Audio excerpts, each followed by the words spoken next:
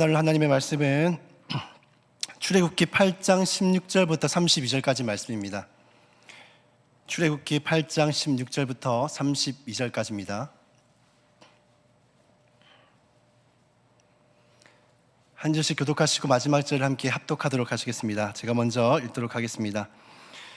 여호와께서 모세에게 이르시되 아론에게 명령하기를 내 지팡이를 들어 땅에 티끌을 치라 하라. 그것이 애굽 온 땅에서 이가 되리라.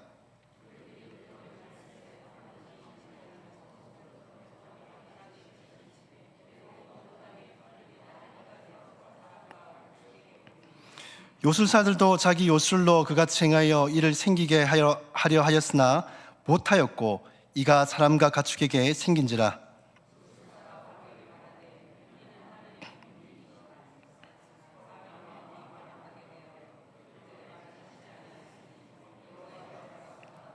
여호와께서 모세에게 이르시되 아침에 일찍 일어나 바로 앞에 서라. 그가 물 있는 곳으로 나오리니 그에게 이르기를 여호와께서 이와 같이 말씀하시기를 내 백성을 보내라. 그러면 그들이 나를 섬길 것이니라.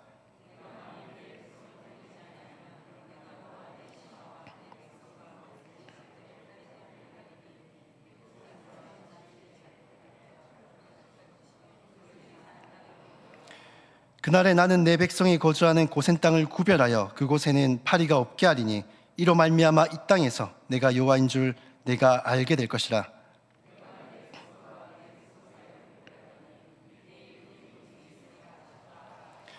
여호와께서 그와 같이 하시니 무수한 파리가 바로의 군과 그의 신하의 집과 애굽 온 땅에 이르니 파리로 말미암아 그 땅이 항파였더라.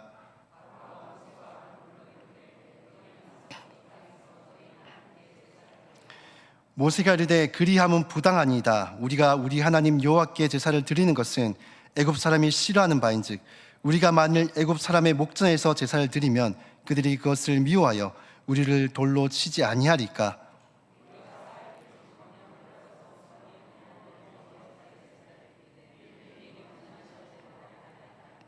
바로가 이르되 내가 너희를 보내리니 너희가 너희 하나님 여호와께 광야에서 제사를 드릴 것이라.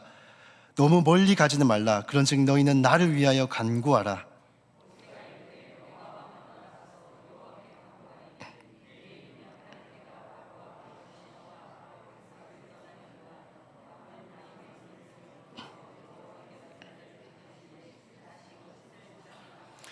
모세가 바로를 떠나 나와서 여호와께 간구하니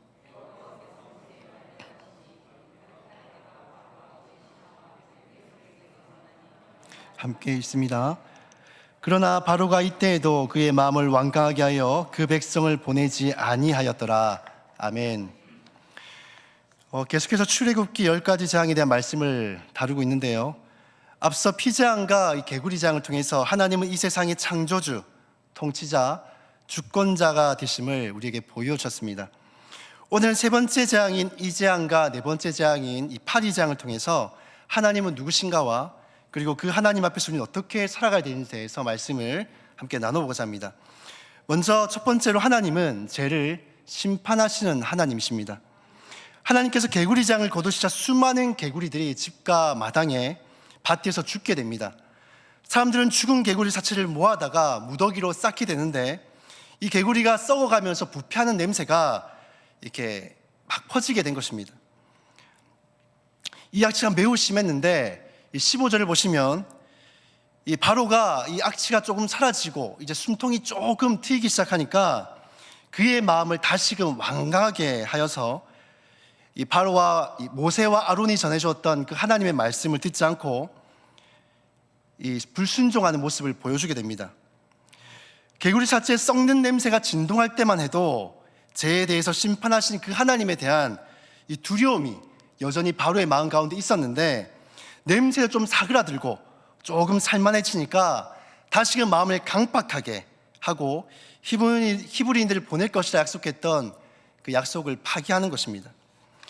이 하나님은 즉시로 모세와 아론에게 지팡이를 들어서 땅에 티끌을 치라고 말씀합니다. 이 세 번째 재앙에 앞서서 두 재앙은 그러니까 첫 번째 재앙과 두 번째 재앙 그리고 세 번째 재앙 사이에는 조금의 차이가 있습니다. 무엇이 차이가 있냐면 앞서 이 피와 개구리 재앙은 하나님께서 경고하신 후에 이 재앙을 내리셨지만은 이 세 번째 재앙은 하나님께서 아무런 경고 없이 바로 재앙을 내리셨다는 것입니다. 하나님께서 처음에 첫 번째 재앙과 두 번째 재앙에 먼저 경고하신 것은 이 바로에게 선택권을 주신 것이죠.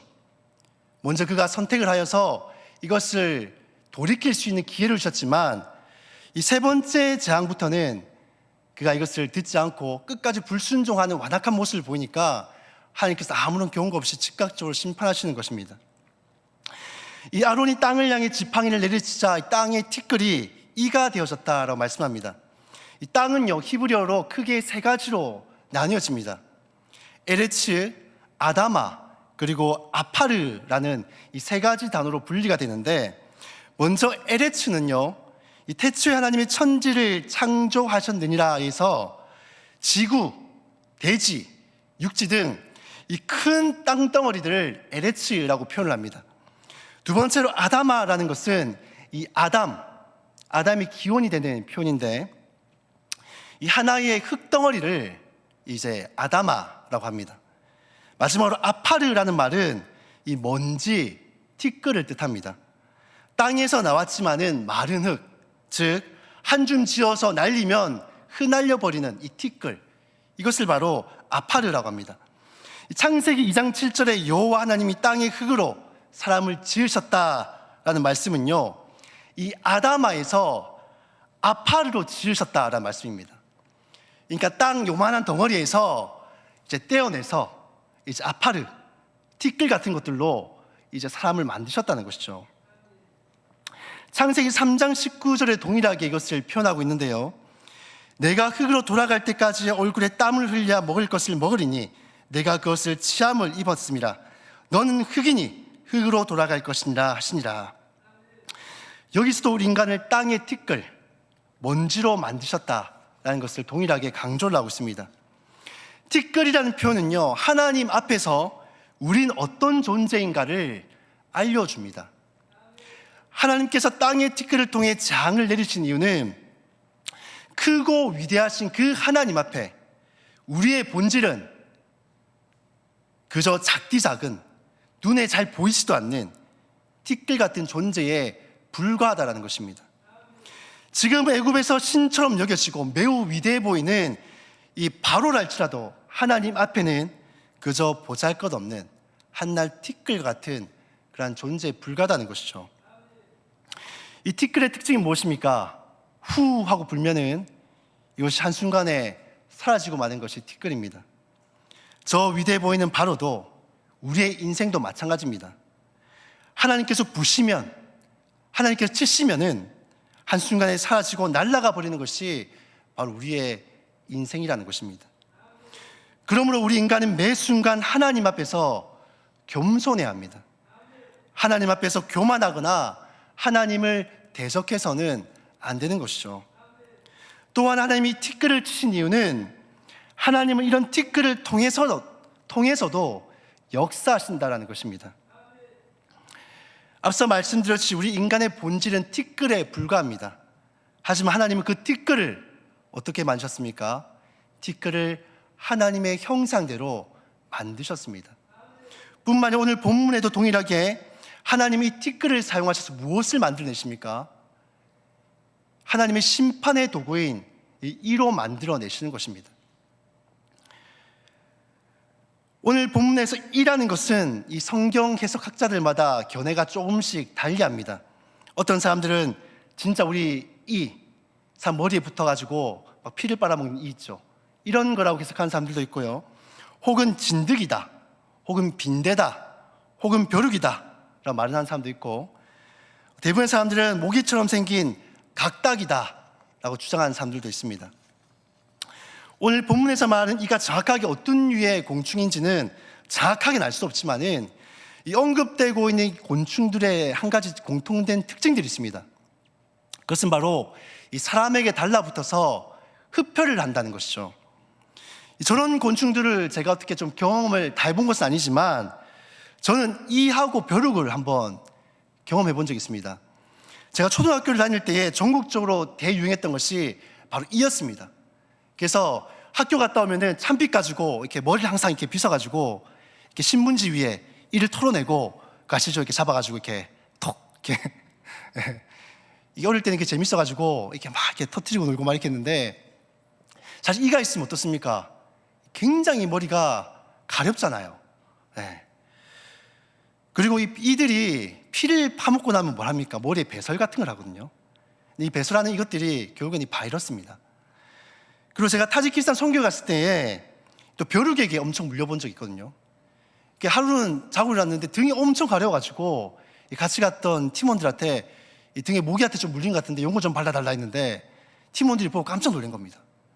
등에 모기한테 물린 줄 알았더니만 등 전체가 이 벼룩이 물고 간 겁니다. 이 벼룩의 특징은 이 모기처럼 한 곳에 딱 앉아가지고 피를 빨아먹지 않습니다. 얘들은 튀면서 빨아당깁니다. 그러니까 한 마리가 제 등에 한 36방 정도를 물어뜯은 흔적이 있는 것이죠. 그리고 이 벼룩은 굉장히 조그마하지만 모기가 물린 것에 한 3-4배 정도 이 가려움을 유발합니다. 제가 하도 열받아서 선교사님 이 자녀들한테 제가 이 벼룩 수배령을 내렸습니다. 이 벼룩을 한번 봐야겠다. 잡아봐라. 이렇게 했는데 그 선교사님들 자녀들이 이 벼룩을, 진짜 살아있는 벼룩을 잡아온 겁니다. 통에 담아가지고. 그러니까 제가 너무 신기해가지고 통에 유리병에 딱 담아있는데 얘가 막 팔짝팔짝 뛰는 거예요. 그래서 이거 한국에 가서 좀 보여주면 좋겠다. 그래서 이걸 통에 담아다가 나중에 한국 갈 때 가져가야지 했는데 얘가 피를 안 먹으니까 결국에는 얼마 지나지 않아가지고 빨리 죽어버리더라고요. 그래서 그래도 좀 가져가 보고 싶다 생각이 들어서 이걸 유리 테이프에다가 이 사체를 박제해가지고 이거를 제가 한국에 돌아와서 선교복 할 때 이게 벼룩이다 하고 이때 보여준 적이 있습니다. 이렇게 흡혈을 하는 애들은 가려움도 가려움이지만은 이 온갖 종류의 바이러스를 가지고 다니기 때문에 이 사람이 물리게 되면 면역력이 떨어지고요. 또 심한 경우에는 사망까지 이르는 경우도 있습니다. 여튼 이 흡혈한 애들이 굉장히 많은 숫자가 가축이나 사람에게 달라붙다 생각해 보십시오. 이 가려움과 이 벌레가 붙어있는 이걸 털어내는데 일상생활 할 수 있을까요? 일상생활이 거의 불가능한 것이죠. 그러니까 사실상 오늘날 용어로 치면은 이 팬데믹에 가까운 것이죠. 애굽 사회가 전체가 패닉에 빠지게 되는 것입니다. 그리고 하나님께서 이 티끌을 이로 만드신 데는 또 다른 이유가 있습니다. 왜냐하면 이 애굽 사람들이 굉장히 신성시 여겼던 것이 있는데 그것이 바로 땅과 이 사막과 이 티끌의 신인 바로 게르를 치신 것입니다. 애굽 사람들은 땅에서 이 작물이 나오기 때문에 땅을 매우 신성하게 여겨서 이 게르를 굉장히 숭배를 많이 했습니다. 그런데 이 땅을 치심으로 통해서 그들이 섬기고 있는 그 신이 한낱 우상에 불과하다는 것을 하나님 보여주고 계신 것입니다. 사랑하는 성도 여러분, 세 번째 이 이의 재앙은 바로의 강팍한 마음과 이 불순종하는 그 마음으로 말미암아 일어나게 되어졌습니다. 바로는 심판을 벗어나고자 하나님께 순종하는 척했습니다. 하지만 하나님의 자비로 재앙이 그치자 또다시 하나님의 그 자비하심을 이용하여서 하나님의 말씀 앞에 불순종하며 죄를 짓는 것입니다. 사랑하는 여러분, 우리 안에도 이러한 모습이 있지 않습니까? 하나님 앞에서 죄를 짓고 나면 뭔가 하나님께서 나를 벌하실까봐, 심판하실까봐 무서워서 회개를 합니다. 근데 하나님께서 징계를 주시지 않거나 혹은 징계가 내가 생각했던 것보다 조금 약하다 싶으면은 이 정도는 괜찮은갑다라 생각을 하고 다시금 하나님의 자비하심을 이용해서 또다시 범죄를 하는 것입니다. 이번에도 뭐 회개하면 하나님이 용서해 주시겠지 라고 생각하는 것 같습니다. 사랑하는 여러분, 회개는 다른 말로 하면 회심이라고 하죠. 회심은 마음을 돌이키는 것을 뜻합니다. 죄로 향하던 그 마음을 완전하게 돌이켜서 하나님께로 나아가는 것을 회심이라고 합니다. 회개하고 또다시 죄를 짓고 회개하고 또다시 죄를 짓고 반복된 그 죄, 이런 사이클을 계속해서 반복하는 것은 어찌 보면 하나님의 그 자비하심을 우리가 이용해서 죄를 짓는 수단으로, 죄를 합리하는 수단으로 이것을 사용하는 것이죠. 우리는 우리의 마음을 확실하게 이 죄로부터 돌이켜서 하나님께로 온전하게 나아가야 합니다. 만약 우리가 하나님의 자비하심을 이용해서 마치 바로처럼 죄를 짓고 또다시 하나님의 자비하심을 이용해서 회개한 척했다가 또다시 죄를 짓고 또다시 회개한 척했다가 또다시 죄를 짓고 이렇게 반복한다면요, 하나님은 경고 없이 우리를 징계하시고 심판하실 수도 있습니다. 하나님께서 우리를 치시면요, 이 티끌 같은 우리의 인생은 언제든지 무너지고 사라질 수 있는 것입니다. 저 바로 위대해 보이지만, 바로가 살고 있는 그 애굽이 위대해 보이지만 결국에는 티끌 같은 이 나라가, 바로가 무너지고 있는 것입니다. 그러므로 우리의 인생은 하나님을 대적하거나 교만히 행하는 것이 아니라 하나님 앞에서 겸손하고 낮아지고 하나님의 말씀 앞에 순종해야 합니다. 하나님의 자비하심을 이용하는 것이 아니라 오히려 그 자비하심을 우리가 구원받는, 돌이키는 그러한 기회로, 계기로 우린 삼아야 하는 것입니다.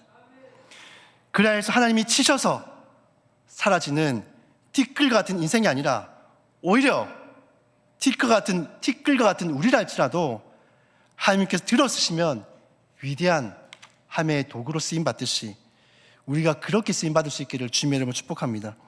두 번째로, 하나님은 구별하시는 분이십니다. 21절, 22절 말씀을 우리 함께 읽었으면 좋겠습니다.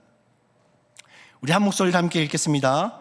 내가 만일 내 백성을 보내지 아니하면 내가 너와 내 신하와 내 백성과 내 집들의 파리떼를 보내리니 애굽 사람의 집집에 파리떼가 가득할 것이며 그들이 사는 땅에도 그러하리라.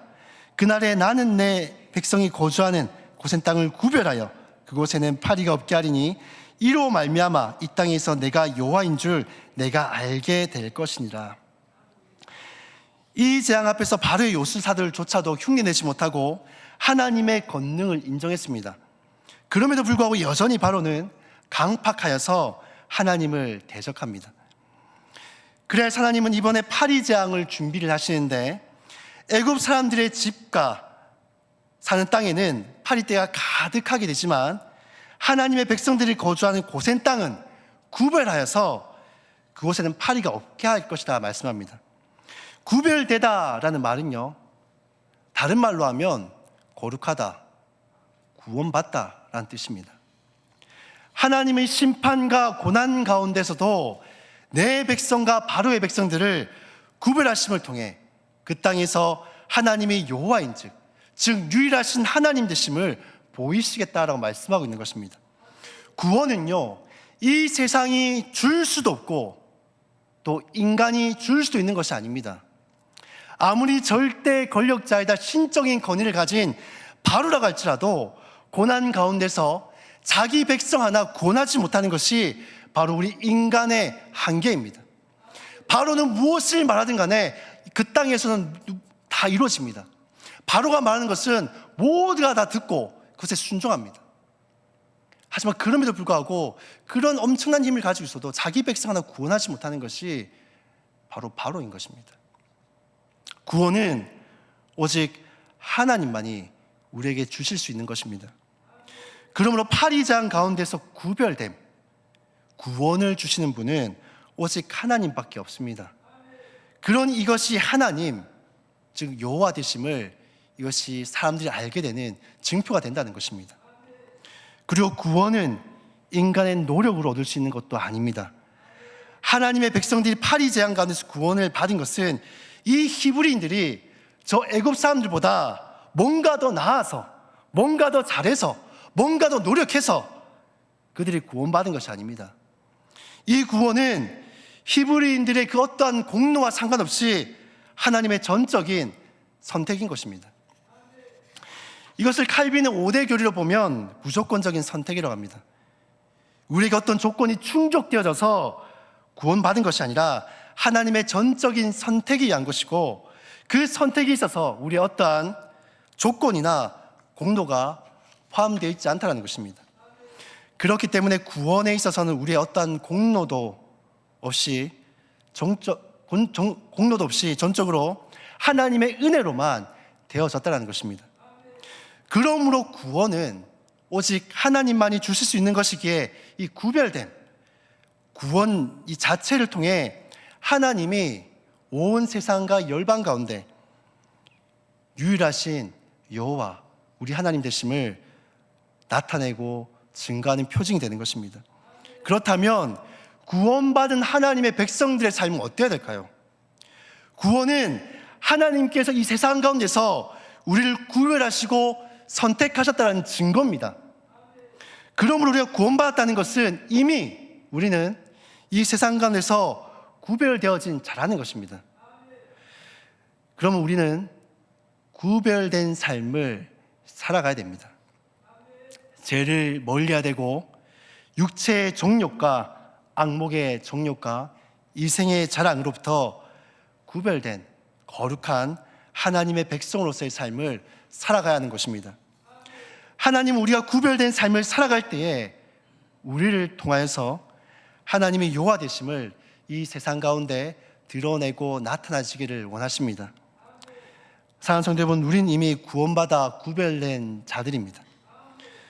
그러므로 구별된 자답게 하나님의 백성답게 이 세상 사람들과는 구별된 거룩한 삶을 살아가시기를 바랍니다. 그래서 여러분을 통해 하나님이 세상 가운데 높임을 받으시고 하나님의 여호와 되심이 그 표징이 여러분의 그 삶을 통해 드러나고 나타날 수 있기를 주님의 이름으로 축복합니다. 세 번째로 우리 하나님은 타협하지 않으시는 분이십니다. 25절 말씀을 함께 읽도록 하겠습니다. 함께 읽습니다. 바로가 모세와 아론을 불러 이르되 너희는 가서 이 땅에서 너희 하나님께 제사를 드리라. 이 파리 재앙으로 말미암아 애굽 땅 전체가 이 황폐해지기 시작하니까 바로는 모세와 아론을 불려 타협하고자 합니다. 너희가 하나님께 제사를 드리는 게 목적이면은 굳이 저 강야까지 갈 필요 있냐? 여기서 제사를 드리면 안 되냐? 라고 타협안을 제시를 합니다. 이 말은 무슨 말인가 하면요, 너희가 나도 섬기고 하나님도 섬기면 안 되냐? 여기서 그렇게 해서 그 정도로 타협하면 되지 않겠냐? 라고 말하고 있는 것입니다. 이 바로처럼요, 이 세상은 끊임없이 우리를 향해 이 타협의 손길을 내밉니다. 돈도 사랑하고 하나님도 사랑하면 안 되냐? 술, 담배도 사랑하고 하나님도 사랑해라. 이 세상의 것도 사랑하고 하나님도 사랑하면 안 되냐? 왜 그러면 안 되냐? 라고 적당히 해라. 라고 손을 내밉니다. 하지만 모세는 분명하게 말을 합니다. 27절 보시면 우리가 살기쯤 강야로 들어가서 우리 하나님 여호와께 제사를 드리되 우리에게 명령하신 대로 하려 하나이다. 우리에게 명령하신 대로 하려 하나이다. 모세는 절대로 타협하지 않습니다. 왜냐하면 하나님의 말씀이, 하나님의 뜻이 이것을 원하고 있지 않기 때문입니다. 모세는 세상의 적당한 타협과 유혹 속에 흔들리지 않냐고 하나님의 말씀대로 살기로 결단합니다. 사랑하는 성도 여러분, 이것이 바로 하나님은 우리에게 요구하시는 삶의 모습입니다. 하나님, 우리가 적당하게 이 세상의 유혹 앞에 타협해가며 신앙생활하는 것을 원하는 것이 아니라 하나님의 말씀을 붙들고 이 세상의 유혹을 이겨내며 하나님만을 전적으로 붙들며 살아가기를 바라고 원하십니다. 사랑하는 성도 여러분, 적당히 타협하는 신앙이 아니라 하나님의 말씀을 붙들고 이 세상의 유혹을 말씀으로 이기고 승리하는 삶을 살아가신 저와 여러분들이 다 되시기를 주님의 이름으로 축복합니다. 말씀을 정리하겠습니다. 하나님은 죄를 심판하시는 분이십니다. 티끌 같은 우리 인생은 하나님이 한번 보시면 날아가고 마는 그런 연약한 인생입니다. 그러면 우리는 심판의 자리에 들어가지 않도록 입술에 회개, 그저 고백이 아니라 우리의 마음도 하나님께로 돌이키는 진정한 그 회심, 그 회개의 삶을 우리는 해야 되는 것입니다. 그래서 거룩하고 구별된 백성으로 이 세상 가운데 살아갈 때에 우리를 통해서 이 하나님의 이름이 높임을 받으시고 또 우리를 통해 하나님이 세상 가운데 유일한 하나님 되심이 드러나고 나타내져야 됩니다. 끝으로 신앙생활하면서 적당하게 타협점을 찾아서 양다리를 걸치는 신앙이 아니라 하나님만 사랑하고 하나님의 말씀을 쫓아 살아가는 그런 삶을 살아갈 수 있어야 됩니다. 저와 여러분의 삶이 그렇게 될 수 있기를 주님의 이름으로 축복합니다. 우리가 말씀을 함께 기억하시면서 찬양하며 나아갔으면 좋겠습니다.